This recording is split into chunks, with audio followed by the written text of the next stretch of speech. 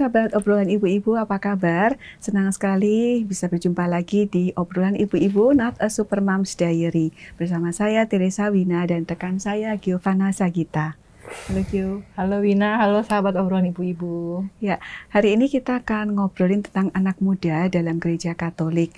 Tentunya sahabat obrolan ibu-ibu juga mungkin melihat bagaimana perkembangan terakhir anak-anak muda kita yang mulai ada yang malas ke gereja dan bahkan mungkin ada yang meninggalkan gereja, pindah ke aliran yang lain mungkin. Nah, kita akan ngobrolin bagaimana sih kita sebaiknya sebagai anggota keluarga mungkin atau kenalan menghadapi situasi seperti itu dengan narasumber kita. Siapa narasumber kita, Gio? Iya, Wina. Sudah hadir bersama kita narasumber kita untuk obrolan hari ini, anak muda dalam gereja Katolik, yaitu Romo Karolus Putranto Trihidayat PR. Romo, ketemu lagi, Romo. Ketemu lagi, Romo. Ya, Wina, halo Gio. Iya. Halo pemirsa obrolan ibu-ibu yang setia. Iya. Salam jumpa lagi. Iya.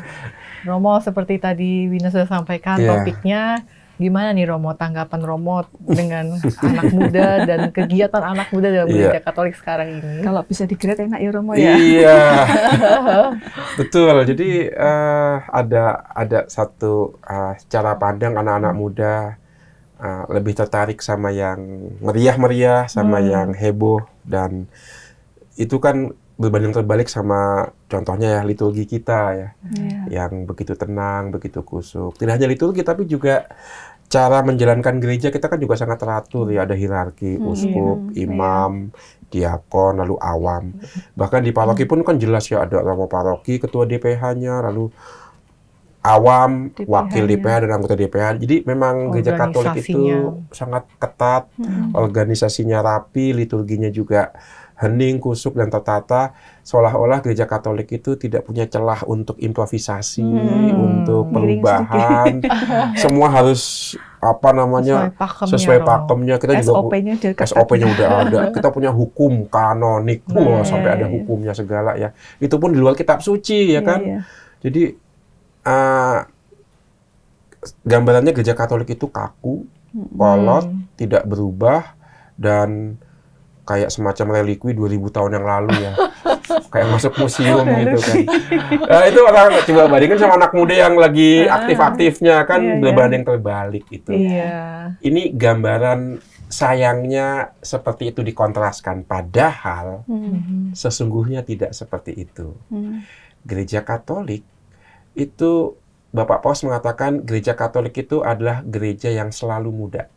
Selalu muda, walaupun dengan struktur yang keras, yang ketat, yang teratur, liturgi yang dalam tanda kutip begitu-begitu saja ya. Tetapi Bapak Paus melihat gereja Katolik itu selalu muda. Meskipun romonya tua, meskipun romonya tua, anggota DPH-nya juga lanjut usia, tapi Bapak Paus melihatnya enggak, gereja Katolik itu selalu muda. Dalam hal apa Romo selalu mudanya? Bisa kita lihat dari fakta-fakta ya. Gereja Katolik itu usianya kan sudah sangat tua, 2000 tahun ya. Kurang lebih ya kita bisa mengatakan ya, ambil aja 2000 tahun ya gereja Katolik usianya sudah 2000 tahun. Tapi bahwa pertama masih bisa bertahan, dan kedua ternyata salah satu institusi agama yang bisa ngikutin perkembangan zaman ya. Pemimpin agama pertama yang punya akun Facebook itu Paus. Oh iya, Paus yang mana, Romo? Yohanes Paulus kedua. Sri Yohanes Paulus kedua. Pemimpin agama pertama yang punya akun TikTok ya, akun Instagram, itu ternyata Bapak Paus. Oh iya. Ya, kita nggak pernah menyangka kan. Lalu juga gereja Katolik punya yang namanya pertemuan kaum muda sedunia. Lalu juga pada tahun 2018 ketika ada sinode para uskup membahas kaum muda, Bapak Paus Fransiskus sudah mengatakan sinode tentang kaum muda tidak boleh berhenti pembicaraan tentang kaum muda, tapi harus berbicara dengan anak muda. Diajak bicara. Maka ketika sinode Paus tentang anak muda itu, untuk pertama kalinya ruang sidang yang biasanya dipenuhin uskup-uskup pakai mitra itu, sekarang anak-anak muda ada di tengah para uskup itu, dan suara anak muda kan rame gitu. Untuk pertama kalinya nggak teratur sinode itu, karena anak-anak muda dari seluruh dunia dibiarkan datang. Nah, gambaran-gambaran kayak gini yang kerap kali nggak muncul ya, nggak tahu bahwa anak-anak muda juga masuk ke ruang sinode, ngumpul bareng Bapak Uskup, Bapak Kardinal, nggak ada jarak lagi, dan seterusnya. Jadi kurang literasi gitu ya. Iya, seperti itu Gereja Katolik. Dan kalau kita lihat, fleksibilitas kelenturan Gereja Katolik juga luar biasa ya, walaupun kelihatannya sangat kaku dan rigor gitu ya memperlakukan hukumnya, tetapi kita lihat salah satu pemrakasa dialog umat beragama ya, itu juga Gereja Katolik. Bahkan dalam dokumen Konsili Vatikan Kedua, ya, Nostra Aetate tentang bersama agama-agama lain. Bahkan juga kalau kita lihat Gaudium et Spes 22, keselamatan juga ada dalam budaya dan agama di luar Gereja Katolik. Lentur dia, karena dan Bapak Paus mengatakan gereja Katolik selalu muda karena apa? Karena Gereja Katolik selalu berdialog dengan Tuhannya, Yesus. Selama kita menjaga dialog sama Tuhan, kita selalu muda. Bahkan juga kalau sudah usianya lanjut. Contoh paling konkret Bapak Paus Yohanes Paulus II. Itu kan usianya juga ketika jadi Paus sudah nggak muda lagi. Bukan udah uzur, udah pakai tongkat. Tapi masih ketemu anak muda ya. Masih datang ke pertemuan kaum muda sedunia. Maka menjaga kemudaan itu bukan hanya perkara usia, bukan hanya perkara kemudaan fisik biologis. Menjaga kemudaan itu menurut Bapak Paus Fransiskus adalah ketika kita menjaga dialog dengan Tuhan Yesus, maka kemudaan kita akan terjaga. Maka seandainya Gereja Katolik itu terus menjaga relasi dengan Tuhan Yesus, anak-anak muda juga akan tetap tertarik dalam Gereja Katolik. Apa sih yang dicari anak muda? Yang dicari anak muda itu kan ini, kesatuan antara apa yang dikatakan dengan apa yang dibuat. Mereka kan mencari teladan nih, anak muda. Anak muda itu bukan mencari mencari hiburan, mencari hura-hura, enggak. Anak muda mencari pegangan, dia mencari tuntunan, dia mencari teladan. Nah, maka kalau seandainya ada banyak anak muda tidak nyaman dalam Gereja Katolik, sebuah pertanyaan ya. Apakah ajaran kita sesuai dengan tingkah laku kita? Apakah yang kita ajarkan juga kita praktekkan ya?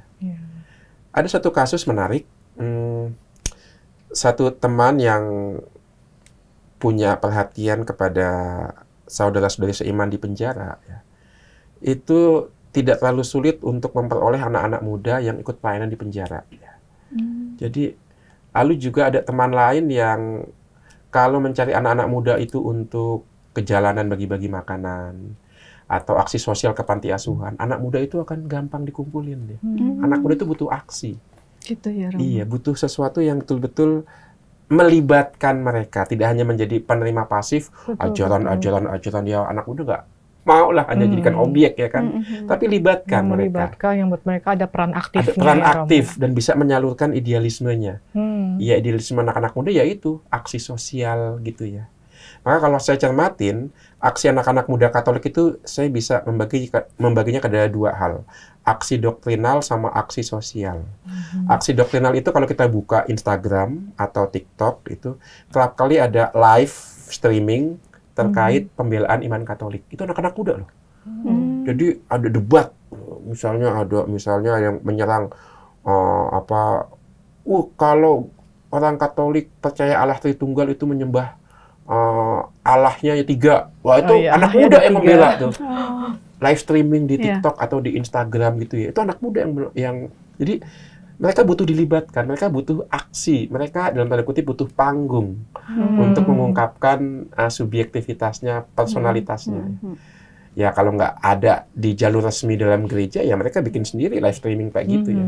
Maka mereka membela iman dari inisiatif sendiri. Dan untuk itu pasti mereka belajar dulu kan? Mereka belajar dulu. Nah sayangnya banyak tapi tidak ada moderator romonya. Ya karena mereka inisiatif pribadi kan. Nah ini Kalau ini nggak disalurkan, ya begitu jadi. Tapi itu yang doktrinal. Yang sosial sebaliknya, nggak peduli sama ajaran. Lo bilang gua nyembah 3 Tuhan, nggak peduli. Yang penting aku berbuat baik. Ya. Ngunjungin orang miskin, ngunjungin lansia, ya. Lalu juga mengunjungi teman-teman di penjara, ya. Lalu juga mendampingi teman-teman yang disingkirkan karena orientasi gendernya yang berbeda. Oh, itu mereka gigih itu, mereka juga semangat itu. Jadi sebenarnya di jiwa sosialnya itu ada, kalau disalurkan ke hal yang tepat, lewat cara yang tepat, jalan ya Romo? Jalan. Ini cara anak muda seperti ini. Nggak boleh pasif, nggak boleh hanya menjadi objek dari pengajaran-pengajaran. Libatkan mereka. Ya, kadang-kadang di gereja kan kita bikin kegiatan gitu, lalu kurang yang bagian ngambilin kursi. Anak muda, undang-undang muda punya otot. Itu ekstrimnya, maksudnya hal-hal yang kayak, pernah tuh mereka komplain, disuruhnya yang perlengkapan, tinju. Kalau nggak perlengkapan parkir, ya kan. Aduh, ntar mereka jadi masa depannya gimana gereja itu. Mereka pernah ngomong kayak gitu. Iya, maka siapkan, biasakan anak-anak muda juga aktif, terlibat dalam setiap pengambilan keputusan. Ya. Dilatih di magang, nih loh kalau rapat begini, kalau ngambil keputusan begini. Yuk, menurut anak-anak muda gimana nih? Jadi biarkan sekarang cara pandang anak muda yang muncul, tidak hanya kita. Kalau cara pandang orang dewasa, orang tua kan maunya kan yang udahlah yang kayak dulu baik, terusin aja lah, nggak usah capek-capek. Nggak usah capek-capek. Kalau kayak begitu anak muda nggak menemukan tempat. Padahal hakikat gereja itu hakikat anak muda loh. Gambaran paling tua tentang gereja itu apa? Gereja bagai bahtera. Bahtera artinya apa hakikatnya? Di samudra kan, diombang-ambingkan ombak, lalu cari bintang, ada badai, ya belum ada bajak laut di tengah samudra. Tapi itu hakikat bahtera. Hakikat gereja juga begitu, ngambil resiko, ada banyak tantangan. Nah sekarang masalahnya kalau gereja itu aman nyaman, dia nggak di tengah samudra, dia lagi di pelabuhan atau jangan-jangan di Geladak, ya nggak kesentuh air. Anak muda nggak betah lah, diem terus lah. Ya jangankan anak muda, itu tidak sesuai dengan hakikat gereja. Maka gereja pada hakikatnya itu selalu berani mengambil resiko, selalu berani berhadapan sama tantangan. Nah jadi sebagai gerejanya, sebagai orang tua nih Romo, apa nih Romo? Kalau harus supaya bahasanya tetap di tengah itu.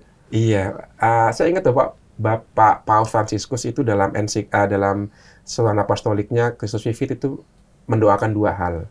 1, mohon anugerah air mata. Anugerah air mata. Yaitu supaya kita bisa menangis. Itu. Menangis dalam arti tidak hanya menangis ketika keinginan kita tidak terpenuhi, itu tangis anak kecil ya. Tapi menangis karena kesulitan orang lain. Artinya sebenarnya simpati, empati. Nah, itu anak muda sangat digerakkan oleh empati seperti itu ya. Maka orang tua, sebagai orang tua, apa yang bisa kita buat? Yang bisa kita buat adalah membuka supaya anak-anak muda itu punya empati. Artinya, yuk kita ajak ketemu sama orang lain, khususnya mereka yang tidak seberuntung kita. Ada resikonya memang ya. Resikonya apa? Resikonya ya kita bisa dibohongin, kita bisa dimanfaatkan, ya kan? Ya itu resiko, nggak apa-apa. Saya punya teman yang sempat rugi berapa miliar gitu karena dibohongin, karena mencoba menolong orang itu ya. Itu resiko. Ya, tapi harus tetap hati-hati. Tapi resiko itu selalu ada. Maka anak muda kita tuntun untuk berjumpa dengan saudara-saudari yang kurang beruntung itu ya. Itu pengalaman luar biasa untuk anak-anak muda. Dan itu akan berkesan, dan nanti mereka punya bayangan juga untuk melakukan hal yang sama.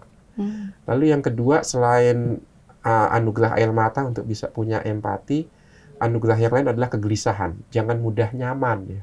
Gereja bagi bahtera loh, diombang-ambingkan loh. Maka jangan mudah nyaman dalam arti tidak puas dengan apa yang dulu kan begini, ya. Sebagai contoh, katekese anak-anak ya. Katekese anak-anak itu kan dulu orang tuanya ikut ekaristi, anak-anaknya dititipin di Bina Iman Anak. Iya. Itu kan emang gampang dan enak ya. Orang tua bisa berdoa dengan kusuk, nggak diganggu suara bayi, suara anak-anak, nyaman. Tapi yang rugi anaknya.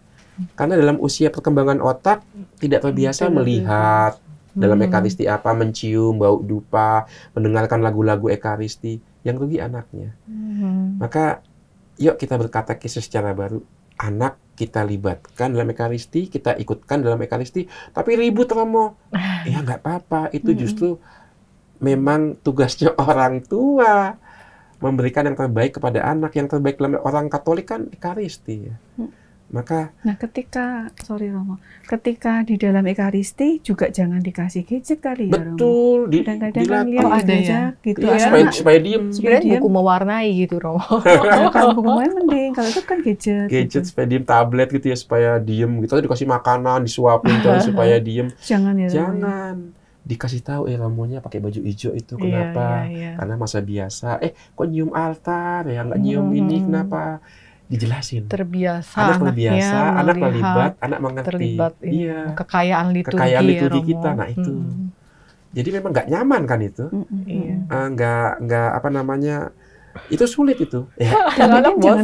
Jangan merasa malu juga mungkin ya Romo. Saya melihat kadang-kadang orang tua kalau anaknya ribut, dia malu kan. Jadi anaknya entah dimarahin atau dibawa keluar. Akhirnya dia lewatlah itu. Betul. Betul Romo, kalau nggak terbiasa misa ya Romo ya. Ntar di kertas dulu ada kertas misa ya Romo. Ntar anak saya ini udah sampai halaman berapa? Udah sampai mana masih Romo? Masih nggak tahu kan bagian-bagian misanya. Iya. Nah, salah satu alasan banyak orang muda meninggalkan gereja Katolik juga kan itu. Komuni pertama ada pelajaran, sakramen penguatan ada pelajaran, tapi habis itu nggak melanjutkan cari sendiri, nggak ada curiosity, nggak ada rasa ingin tahu. Kok imanku kayak begini ya? Mereka nggak cari tahu, maka tidak mau mendalami imannya. Kenapa nggak mendalami imannya? Ya karena nggak punya bekal, sejak kecil nggak dibiasakan dengan liturgi ekaristi begitu. Jadi mayoritas orang itu meninggalkan gereja Katolik karena tidak terpancing dari dirinya sendiri untuk mendalami imannya. Hanya ikut-ikutan, setelah itu selesai. Kenapa hanya ikut-ikutan? Ya karena itu tidak sejak kecil, sejak dini diperkenalkan dan diajarkan betapa berharganya imannya. Dan tidak hanya di gereja ketika ekaristi, di rumah juga dibiasain nggak doa bersama, doa-doa wajib, Salam Maria Bapa Kami, membaca kitab suci. Sekali lagi peran orang tua lagi di sini. Maka mohonlah rahmat kegelisahan. Jangan sampai kita mengatakan yang dulu sudah cukup, udah kayak dulu aja, enggak. Beda di sini sekarang. Itu dan itu membutuhkan usaha yang ekstra. Mohon rahmat kesedihan dan mohon rahmat kegelisahan. Betul. Rahmat air mata untuk bisa berempati dengan yang miskin dan menderita ya. Romo, tapi ada juga Romo kejadian yang waktu kecilnya aktif sekali sebagai putra altar, katakanlah putri gereja. Tapi sesudah remaja mungkin udah dewasanya tuh males misa, males ke gereja gitu. Bosan atau gimana? Itu gimana Romo ya bisa mengajak? Iya, itu ada yang namanya masa transisi ya. Masa transisi ketika dulu aktif, tapi belum motivasinya tuh belum betul-betul murni dari dalam. Mungkin aktif karena ada temannya, karena ikut-ikutan ya. Lalu ketika sudah temannya udah nggak ada lagi ya, sudah pada menikah, di gereja nggak ada lagi yang namanya ikatan bonding yang dia kenal, nah itu, dan dia nggak mengembangkan lingkaran baru ya, nah itu kemudian akan kehilangan seperti itu. Maka ini momen krisis, dia betul-betul mau pergi atau mengembangkan nih lingkaran barunya, pertemanan baru, atau mendalami motivasinya, aku aktif bukan karena teman tapi karena misalnya karena Tuhan misalnya ya, atau juga mungkin dengan aktif di gereja aku bisa berbuat sesuatu lebih baik untuk orang lain. Maka ini saat pemurnian sebenarnya. Motivasi dan untuk bergerak lebih jauh. Entah memperdalam motivasi atau memperluas pergaulan. Tapi amit-amit misalnya sampai kemudian pindah. Nah itu. Nah, kita yakin kalaupun pindah, kita tahu bahwa pindah agama itu kan seperti pindah tempat ya. Tapi kan sebenarnya hatinya selalu mencari Tuhan ya. Nah itu. Mungkin dia pindah, tapi hatinya mencari Tuhan. Satu, bisa jadi itu hasil dialog dia dengan Tuhan. Yang kedua, bisa jadi karena alasan-alasan eksternal. Dan kalau alasan eksternal, saya yakin tidak akan lama lalu bisa balik lagi sih. Itu. Jadi ada dua kemungkinan ya. Nah itu. Maka kalaupun itu terjadi, Satu, jangan kemudian memutus tali silaturahmi, tali persaudaraan, ya, tali kekerabatan. Bagaimanapun dia saudaraku, dia anakku, ya, dia sahabatku. Yang namanya cinta melampaui perbedaan itu, ya. Jadi jangan dilepaskan sama sekali tali relasi itu, putus karena perpindahan begitu, ya.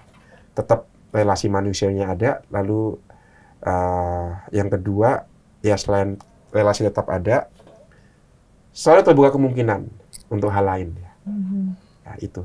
Jadi selalu punya harapan untuk dia dan harapan hidupnya lebih baik lagi. Apakah gitu sebagai orang tua atau keluarga kita berkewajiban untuk menarik kembali, ataukah ya sudah biarlah dia berproses gitu? Iya. Kalau dia udah dewasa, ya itu adalah keputusan dia sebagai orang dewasa.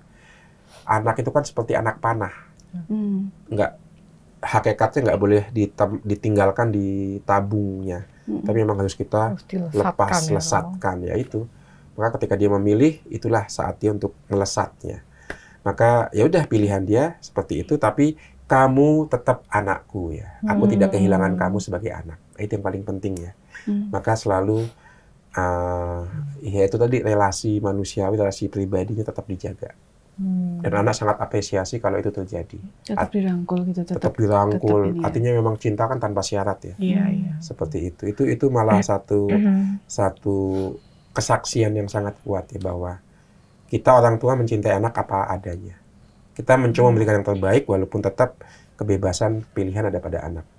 Waduh, saya cukup surprise dengan jawaban Romo. Saya pikir kita harus jangan menyerah, terus berusaha. Ayo ajak, tarik-tarikin. Ya pasti, tapi saya rasa tidak hanya dengan perkataan, ya, tapi terutama dengan teladan sih, ya, dengan doa, ya. Kurangnya Ibu Monica menarik Agustinus kan juga kurang apa, ya, tapi dikatakan Agustinus adalah anak dari air mata dan doa, maka itu dia. Berapa tahun itu, Romo? Waduh, puluhan tahun. Ya. Agustinus, ya. Jadi terutama melalui teladan, air mata, dan doa seperti Santa Monica itu, ya. Itu kita serahkan kepada belas kasih Allah. Gitu. Romo, tadi yang Romo bilang soal liturgi yang membosankan gitu-gitu, ya, yang monoton itu, kita kalau jelasin ke anak itu apakah itu sesuatu gimana ya? Ya memang begitu, atau dari dulunya udah kayak gitu. Ataukah kita harus menjelaskan musiknya memang nggak bisa diganti mah gitu lagunya. Yang konjreng-konjreng gitu. Iya. Ada dua kemungkinan. Kemungkinan pertama adalah misa yang lebih akrab dengan anak muda, dengan melibatkan anak muda dengan musik mereka. Ya. Ada musik-musik yang memang bagus, kenapa nggak dimasukkan juga, ya kan? Kidung Agung yang masuk dalam kanon kitab suci kita itu asli lagu-lagu percintaan dari Mesir, loh. Orang Israel mendengar, kok bagus ya kalau ini saya pakai untuk percintaan Israel dengan Yahweh, ya. Iya. Jadi lihat bagaimana orang Israel begitu lentur ketika memasukkan unsur-unsur manusiawi digunakan untuk peribadatan. Bahkan dari kitab suci Kidung Agung. Teman saya buat merayu pacarnya tuh pakai Kidung Agung. Nah, iya kan? Dan ampuh kan? Enggak, pacarnya enggak ngerti, Romo. Ya, gagal dong. Coba baca Kidung Agung. Dia bingung, Kidung Agung. Itu dia. Itu aslinya dulu puisi cinta, lagu pop cinta dari Mesir malah, ya, lalu diterjemahkan ke Israel, Ibrani, dan menjadi kitab suci. Kenapa kita nggak melakukan hal yang sama untuk menjaga iman anak muda, ya? Gunakan bahasa pendekatan anak-anak muda supaya menyentuh. Tetapi di samping pendekatan itu yang paling penting melibatkan anak muda. Itu melibatkan jauh lebih dahsyat. Biarkan mereka misalnya memilih lagu-lagunya, komposisi, bahkan mungkin bisa mengarang lagunya. Lalu juga di sela-sela liturgi yang begitu ketat pasti ada celah untuk keterlibatan anak muda. Satu paroki mengadakan misa anak-anak dengan cara semua petugasnya anak-anak, dan ketika homili, romonya mengajak anak-anak itu naik ke altar dan diajak dialog. Itu kan anak-anak harus dilibatkan. Kenapa hal yang sama nggak dibuat untuk anak-anak muda, ya? Ketika homili, romonya bisa berdebat, bisa apologetik dengan anak-anak muda begitu. Itu luar biasa itu. Ada juga kan, Romo, di KJ, ya, Romo, Ekaristi kaum muda, ya, Romo? Ada, ada. Tapi kita lihat sejauh mana tuh betul-betul melibatkan. Atau hanya diisi dengan yang penting lagunya pakai drum, itu kan hanya kosmetik ya. Tapi yang intinya anak-anak muda dilibatkan dalam penyusunan, pemilihan, dan juga pelaksanaan nanti. Itu sih. Ya. Oke, kita mau minta ini dari Romo. Closing statement dari Romo. Closing anak muda dalam gereja. Ya. Gereja Katolik selalu muda ketika berdialog dengan Tuhan Yesus yang notabene juga menuntaskan tugas dari Allah Bapa di usianya yang muda. Ya.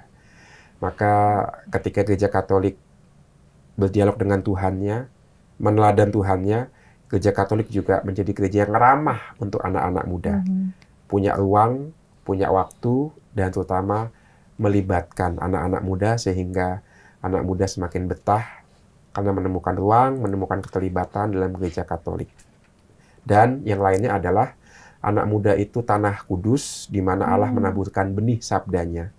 Anak muda bukan hanya masalah ya, enggak. Dia tanah kudus, di mana Allah mempercayakan masa depan dunia ke dalam diri mereka. Maka kita respect, kita hormati anak-anak muda ini dalam misteri dialognya dengan Tuhan. Mereka juga bisa mengambil keputusan dalam kebebasannya.